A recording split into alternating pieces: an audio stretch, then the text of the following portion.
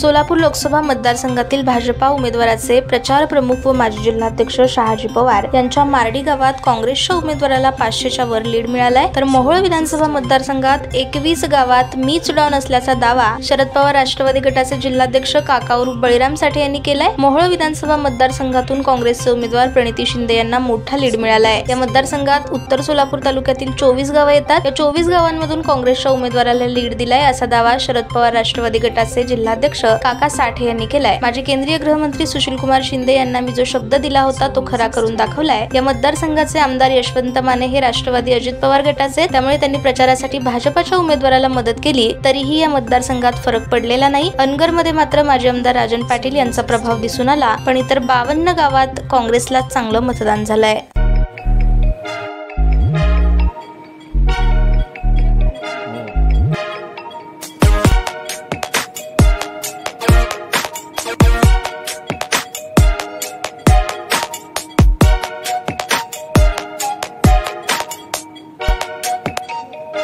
सोलापूर शहरातील सुप्रसिद्ध हॉस्पिटल म्हणजे सेंट्रल मल्टी स्पेशालिटी हॉस्पिटल मागील अनेक वर्षापासून सेवा बजावत आहे। 24 तास इमर्जन्सी सर्व्हिस, मॉडर्न टेक्नॉलॉजी, अनुभवी डॉक्टर्स तसेच अत्याधुनिक तंत्रज्ञान सुविधांनी सुसज्ज स्त्रीरोग प्रसूती विभाग, ऑर्थोपेडिक विभाग, मेडिकल विभाग आणि इतर एकमेव नाव म्हणजे सेंट्रल मल्टी स्पेशालिटी हॉस्पिटल। पत्ता गणेशपेठ शॉपिंग सेंटर, मंगळवार बाजार, सोलापूर।